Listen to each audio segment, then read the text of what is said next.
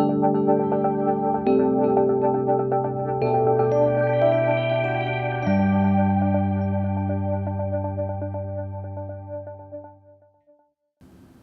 I'm Maggie Farley from the News Literacy Project.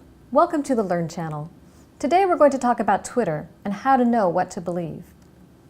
Twitter is a great place to get information during breaking news, like a natural disaster, or from a crime scene, or a political demonstration overseas.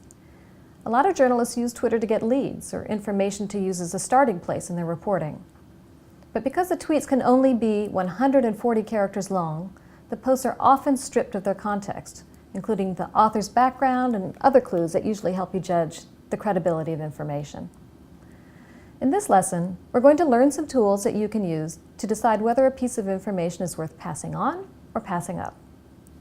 To do this, let's go back to a day when something extremely important was happening in New York City.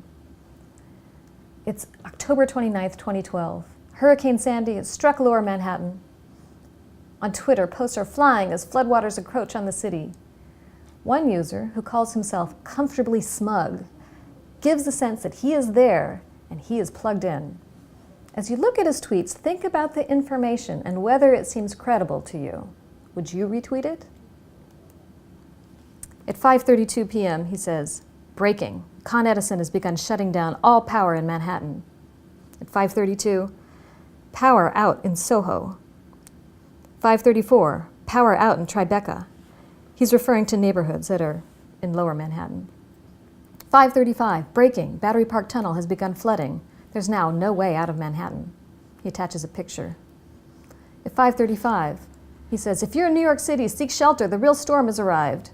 He quotes Governor Cuomo saying, "Lie on the floor under a table or another sturdy object." And then he sends this tweet at 6:04. "Breaking. Confirmed flooding on New York Stock Exchange. The trading floor is flooded under more than 3 feet of water." This is a potentially very important piece of information. Not only does it indicate how serious the storm is getting on the ground in one of the largest and most important cities in the United States, it also means that the storm might have a major effect on the stock market and on the country's economy. Notice that it's retweeted 615 times. That's pretty good for Twitter. Now let's just stop a moment and think about what this means about the spread of information on Twitter. 615 of Comfortably Smug's followers retweeted the message, and some number of each of their followers passed it on, and some of their followers retweeted it, and so on. We can't track exactly how many people passed it on verbally or by phone or by text, but the information can spread very quickly on the ground, even if no one has verified it, whether or not it is true. So back to the story about Comfortably Smug and the stock exchange. When his alarming tweet is posted, some people ask for his sources. Spelling Witch says, "What are the sources for your links?" Jeffrey Paul asks, "Confirmed by whom?" If true, the world just ended. If the stock exchange is closed, trading on world markets could be disrupted, which could have a significant economic impact. But somehow, unverified, it makes its way onto the National Weather Service chat board. The Weather Channel and the Washington Post's Capital Weather Gang post it. That's picked up by CNN. And then, because CNN has such a large audience, the information is echoed in thousands of other tweets. Newscasters speculate on how severe the financial impact will be if the stock market has to close.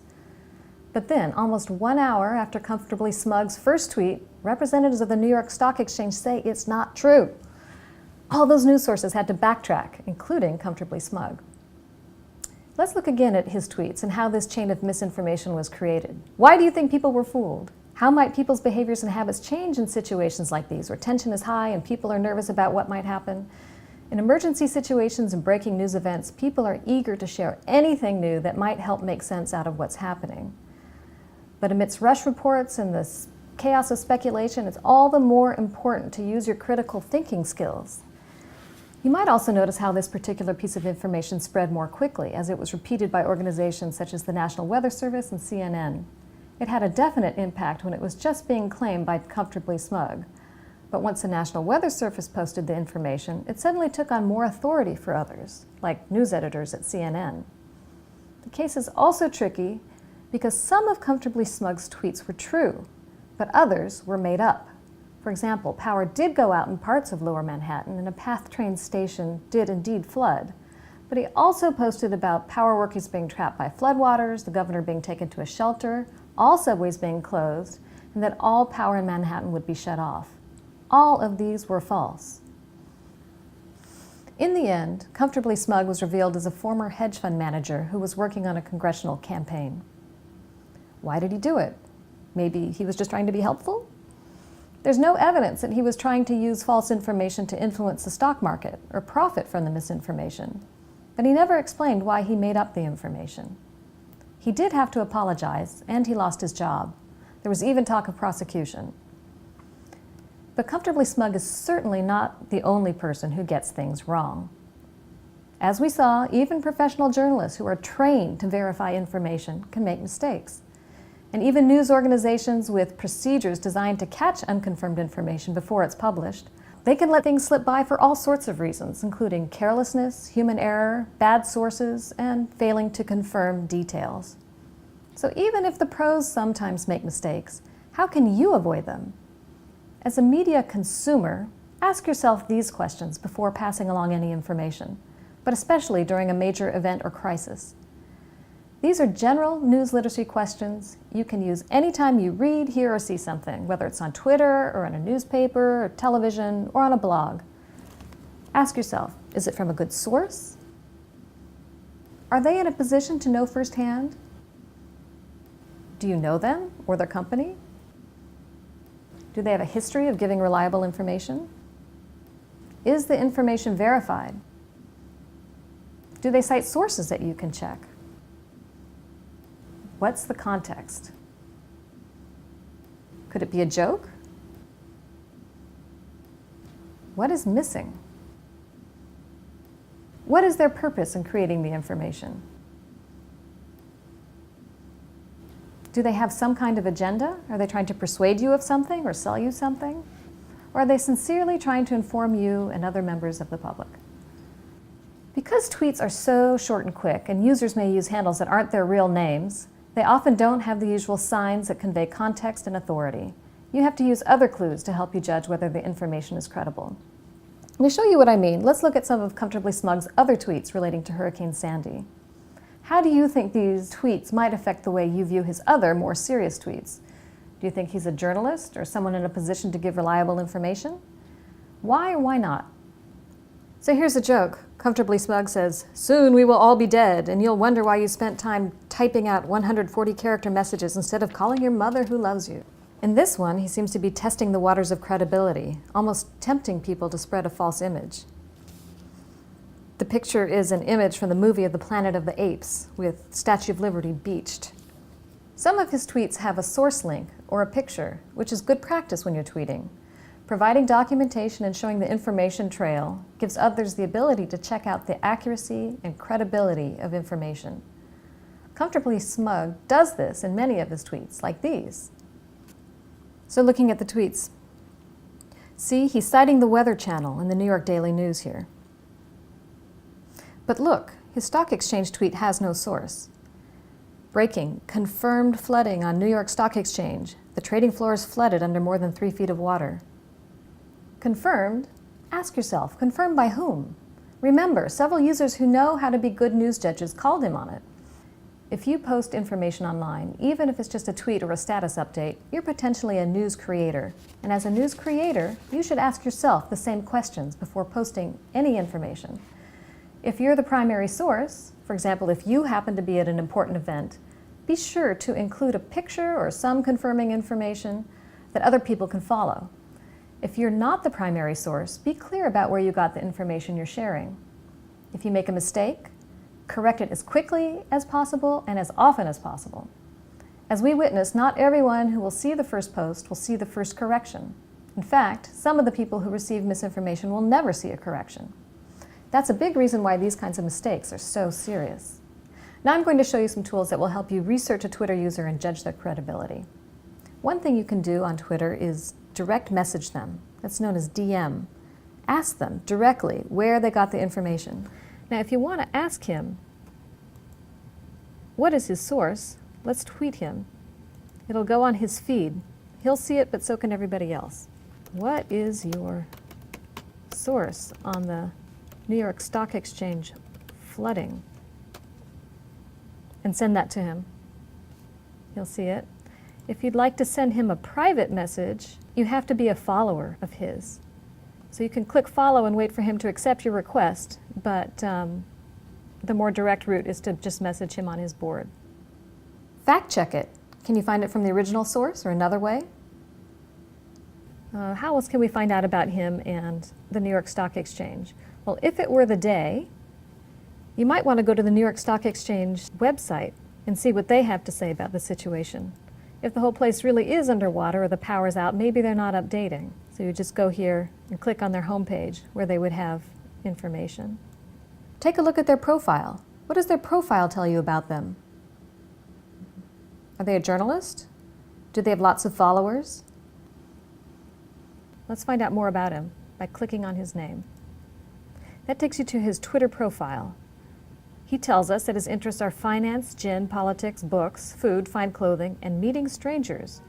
He's based in New York, New York, so he could be in a place where he's seeing all of the flooding and Hurricane Sandy. But he's probably not a journalist. Another thing to check is how often he tweets. Well, he's a big-time tweeter, but remember that all of his tweets and the number of his followers are probably because we're looking back in time. He was a subject of news 10 months ago, and so he probably got a lot more followers from that. But that's a good way to gauge whether somebody uses Twitter a lot and whether people rely on him.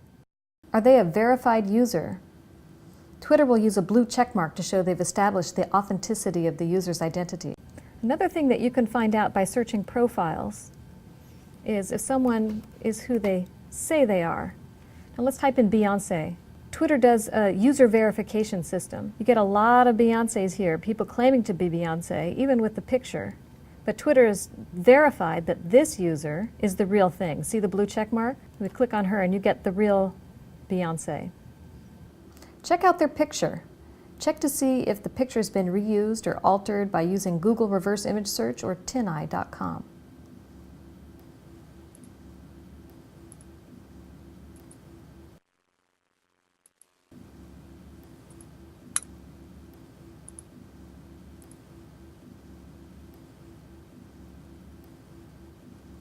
You can search Twitter for the rest of their tweets.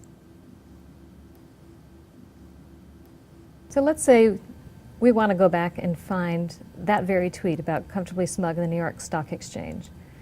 So you can type up here in the search box, Comfortably Smug, New York Stock Exchange. You may get what you're looking for, but you can't search it by date.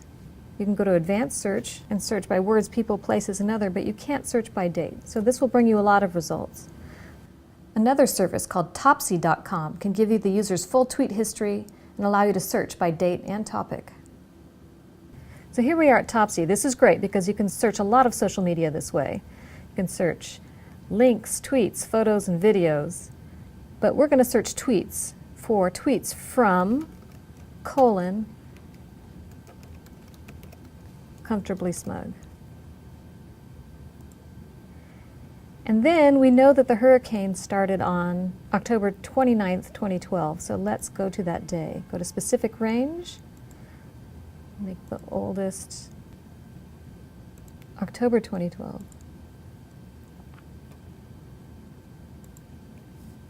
And we'll limit the newest to that too. And there you get all the tweets from Comfortably Smug in those 24 hours. And then there's Google. Does their username show up anywhere else? In what context? You can just do a search on Yahoo or Google or whatever search engine you like to use and see what comes up. And that might give you more of a picture of who he is and what his activities are and whether he's someone you can rely on. Since we're doing this search months later, we're going to get a lot of news about him and the hurricane. But it's a good place to start for any kind of news literacy search. So what's a big lesson here? Always check it out. If it doesn't check out, debunk it. Use the original poster's @name and the topic hashtag to let others know the information is false, to help stop the flow of misinformation and correct the record. If you're not sure but think it's worthy of passing along, be sure to let others know you know it's unconfirmed.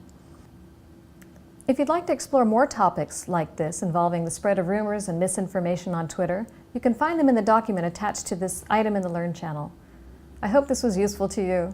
Thanks very much for joining us on the News Literacy Project's Learn channel.